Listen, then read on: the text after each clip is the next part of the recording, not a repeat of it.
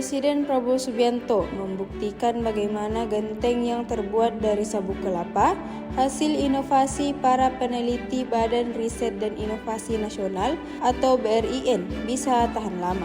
Momen itu terjadi saat Prabowo berjumpa dengan 150 peneliti BRIN di Istana Kepresidenan, Jakarta pada hari Kamis tanggal 6 Agustus 2026.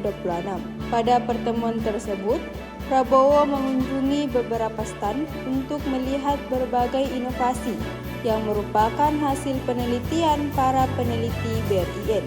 Salah satu inovasi adalah genteng yang terbuat dari sabuk kelapa. Genteng tersebut bisa digunakan sebagai pengganti genteng biasa yang terbuat dari tanah. Peneliti lalu meminta Prabowo menguji sendiri kekuatan genteng itu dengan cara melemparkannya ke lantai. Prabowo juga menginjak genteng itu beberapa kali untuk memastikan apakah genteng itu masih kuat setelah dilempar ke lantai. Tindakan Prabowo menguji genteng dari sabuk kelapa itu menarik perhatian dalam pertemuan bersama para peneliti BRIN.